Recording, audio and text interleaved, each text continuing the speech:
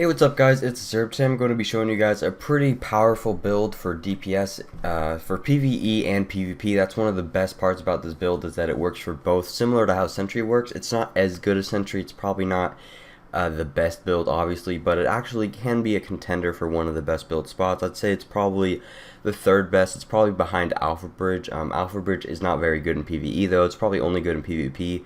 But in PvP, you'll probably get more bang for your buck in terms of damage with Alpha Bridge. But this build can actually really compete with it, because with Alpha Bridge you have to get it set up almost perfectly. With this build, it can be set up in a variety of different ways and perform pretty well. And it also is pretty good when you compare it to Sentry. It's not as amazing, but the thing that Sentry lacks is that it's not that great with an SMG, because you're only getting the extra 30% headshot damage if you're using SMG in PvP, that is. And with Sentry, or with this build, you're getting a lot of extra stuff that will help with an SMG as well, and will actually make it a viable option to use in PvP. And you can also use a shotgun. The shotgun isn't going to be as powerful with Sentry, but it's still going to be pretty good, and I would say this build is probably going to be the third best build in PvP for flat out damage, and probably the second best build for flat out damage in PvE. Haven't run the numbers on that, but that's just my speculation, and just with the flat out bonuses, that's kind of what I am guessing from this build. So let's get right into it. So the build that I'm talking about is 5-piece striker and savage gloves. My stats aren't the best in the world, but it is what it is, and you know, I kind of just made up this build tonight. But I never really made a video on this, and it's actually pretty good. Striker is really powerful, and this is exactly why. So for PvE, you're getting an additional altogether 20% enemy armor damage and 50% crit damage. Enemy armor damage doesn't go into PvP, but in PvE it's a 20% flat out enemy damage bonus. It's similar to how damage to elites works on Sentry, so it's really powerful. And then the extra 50% crit damage is really nice as well. I would actually favor 50% crit damage over 30% headshot damage, because especially in PvP, a lot of your headshots, or with an SMG, you're not going to be landing mostly headshots. At most, your headshot chance is roughly 30 to 40%, because people are running around all over the place, rolling and stuff, and you only get headshots when you're in like face-to-face combat. So getting extra headshot damage isn't that big of a deal, while getting extra crit damage is just helpful for almost all of your hits. If you have max crit chance, that's 60% of all of your hits, and it's a 50% extra damage bonus as opposed to 30% from the Sentry bonus. But the Sentry bonus does stack multiplicatively, and crit damage is an additive bonus, and there's a lot of other math going on behind the scenes, but just looking at it from face value, the crit damage is probably going to be more valuable if you have crit chance cap. With an SMG, it's probably going to be way better than getting the just 30% headshot damage bonus, so that's really good. Again, with SMGs, you can actually get the Sentry 4-piece bonus. So, you know, you're with an SMG, Striker is going to be way better, but, you know, with Sentry, a shotgun is probably going to be better than using Striker. But, you know, with the extra crit damage and the enemy armor damage, it makes this build really good in both PvE and PvP, since the crit damage carries over to PvP, and the crit damage bonus is really good. Just 50% flat out crit damage can really do an extra amount of damage. The force set isn't the best in the world. With an SMG, you're really not going to be able to stack up this bonus very often, because you miss one shot and already kind of makes it go down a lot. Initially, I called for a buff for this, and they never buffed it, and then with the later addition of other gear sets, this actually is still probably going to be better as a set bonus, because a lot of the other set bonuses recently, like, for example, blind, you know, kill a target and it creates a flashbang, you know, compare this 4-set bonus to that 4-set bonus. It actually makes this look really good, but in the grand scheme of things, comparing this to Sentry, this 4-set bonus isn't that great using with SMG. But if you use it with a shotgun against NPCs before you enter PvP combat, or if you are using it in PvE, you can actually stack up the bonus pretty nicely as long as you have pretty good accuracy. But if you use something like an M870, you're going to have aim assist, and it's really easy to not miss any shots. But if you do miss your shots, you're going to lose out on that bonus. So the 4-set bonus isn't really what I'm using this build for. Mainly using it for the 50% crit damage, and the enemy armor damage is nice in PvE as well. And then to complement all of the crit damage bonuses that I'm going to be getting, going to be using Savage Gloves. You can also use Reckless Chest, but I only think it's viable to use Reckless Chest. There's a really loud car outside, sorry if you guys can hear that. I only think it's viable to use Reckless Chest if you have, or if you're in PvE and you're running with somebody with a really high crit chance pulse. Otherwise, in PvP, you're going to want Savage Gloves because people often run Scrambler, and you're not really going to have a teammate that's going to have a 40% crit chance pulse. So it's going to be really difficult for you to reach that crit cap. So in PvP scenarios, you're going to want to go for Savage Gloves. Savage Gloves, like normal, give you an extra 14% crit chance against targets out of cover, which is almost every single target that you're going to encounter. So it's just flat 14% crit chance, and that extra crit chance will allow you to reach 60% crit chance cap while you pulse. With the skill power that I have currently, that gives me easily enough crit chance to get the max of 60% crit chance, and that will help me utilize all of the extra crit damage that I'm getting with this build. So for the main gun that you're going to use in PvP scenarios, I would vouch for an SMG, either an MP7 or PP19. Right now I have an MP7 because it is the best rolled gun that I have. In a bit, at the very end, I'm just going to demonstrate how much damage this build can do. I don't have gameplay for it. Like I said before, a lot of people always roast me for not having gameplay. It's not because the build sucks and I'm just secretly hiding it from you guys. I wouldn't make a build video if it wasn't good. I think it's counterproductive to do that. It's just that I seriously don't even play this game anymore, and I just kind of don't even have time right now to go and play with it. But I know for a fact that it's good. I used it back in 1.2. And if you don't believe me, feel free to try it out. Like I said, it's probably not going to be as powerful as Sentry, because with Sentry you can literally one-shot somebody, and nothing is as powerful as that. But if you don't want to be in the mainstream, if you just want to use something for fun, and if you maybe have some striker gear available to you, you like to use an SMG, you know, this is going to be the perfect build for you. And if you just want to use something that's good in PvE and in PvP with an SMG playstyle, this is definitely what you want to go for. And also with an SMG, you're getting that extra crit damage, so you know, getting the Savage Gloves is going to complement that as well, you know, getting your crit chance up. So this build is really just around stacking as much crit damage as possible. Anyways, moving on, for the primary weapon, again, I'm using an SMG. My MP7 is the best gun that I have rolled. It has accurate, brutal, deadly. I can re-roll off accurate, and I can get responsive. I don't have that many Phoenix credits right now, but you'll see later in the video that I probably would be doing way more damage if I had responsive on it and my gun was perfectly rolled. The crit damage on my MP7 is low as well. It's only like 37%. So it's not the best in the world, but I still do a really hefty amount of damage with this build, and you'll see that later. This is for PvP though. In PvE, I would probably say, yeah, you can still use an SMG for when enemies get really close to you, and then an M1A instead of a shotgun is going to be helpful, because an M1A is just the best gun all around. You won't be able to stack up the striker bonus that much, but an M1A is still going to benefit from crit damage, which is really nice, and it's still just going to be as beneficial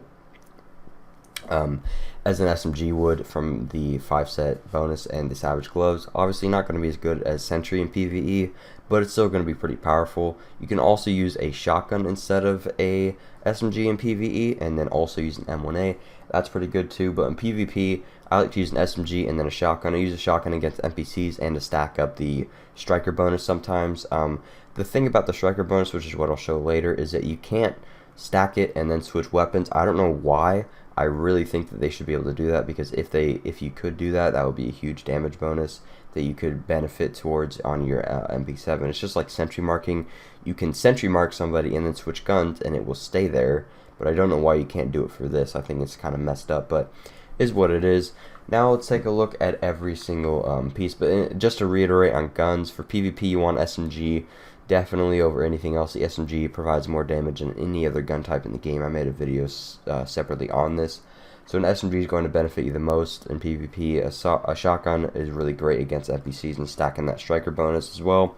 In PvE, I'd say either a shotgun or an MP7 is your main weapon, and then an M1A for those long-range gunfights. Now, looking at every single piece of gear and how you want that rolled, this is pretty much just like any other build. For the major attributes on a chest piece, you want armor and exotic damage resilience. This is for PvP. The way that I have my build is set up for PvP. In PvE, you'd probably want damage to elites instead of exotic damage resilience. But for me, I go for exotic damage resilience because, like I said, this is for PvP, and you want to be able to survive sticky bombs just a little bit, just to give you that a little bit extra protection. Sticky bombs aren't that prevalent nowadays, but it's still just nice to have it just to protect you from it. You still might get killed by a sticky bomb, but it, you know, like I said, not that many people run sticky bomb. It's just nice to have that little bit of extra protection just in case. You still might get killed by one if you're at like half health, but you know, it is what it is. And obviously go for armor to reach the armor cap. But in PvE, you want to go for damage to elites because it's flat out damage. For the mask, you're going to want skill power. You can go for damage to elite if you're using the build in PvE, but I like to go for skill power just to make it to where my heal heals for more and my pulse is more powerful. You actually see later that my pulse is really, really good right now just because of the rolls that I have on my gear. My pulse can give me an insane amount of extra damage. That's really, really nice. Also benefiting the build, giving me that extra crit chance so I don't have to rely on other people to get crit chance cap. I can actually do it myself. So getting that extra skill power will allow you to do that. For the knee pads, you want to go for crit damage. Nothing else is really that beneficial. I also have pulse duration, which is really nice as well. But the crit damage will just make it to where you're doing as much damage as possible. For the backpack, same thing. Crit damage, make me do as much damage as possible. I also have pulse, crit damage, and first aid ally hail. Really, really good backpack roll here. Extra crit damage, make me do as much damage as possible. You can go for skill power if you want, just to make it to where your pulse is really, really good. But you are going to end up losing out on some damage if you do that. But, you know, I usually always go for crit damage just because I like to hit really, really hard. But if you just want your pulse to be a little bit better and your heal to be a little bit better, and you're in a team scenario, going for skill power is definitely helpful as well in PvE and in both PvP. Crit damage, though, is the way that I like to go if you're just trying to do as much damage as possible. For your gloves, you want crit damage and crit chance regardless. Mine also has pulse crit damage. This is why I'm talking about my pulse is so good. And I also have SMG damage. This is how you're going to want it set up for PvP. In PvE, you probably just want to reroll off SMG damage and get damage to elite just for more flat out damage bonuses there. That's pretty nice.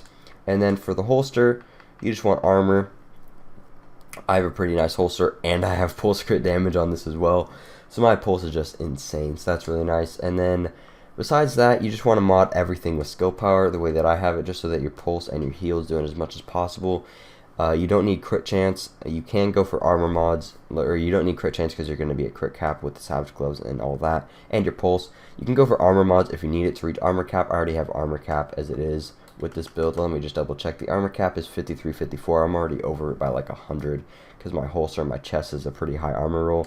In terms of your firearms and your toughness, usually I go for around 2800 firearms, then I just put the rest into toughness. But with this build, most of my pieces were rolled automatically for firearms, so I base have a lot of extra firearms, and then I kind of put a decent amount into toughness. I'd say just at least get 2800 firearms and 400k toughness, and then you can decide to go if either firearms route or the toughness route.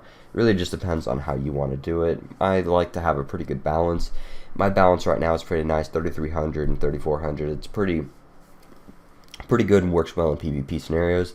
Now moving on to your skills, you're going to be using a pulse ideally, unless somebody else is using a pulse in your team, but I like to use it just so that I'm a one-man wrecking ball as opposed to relying on other people.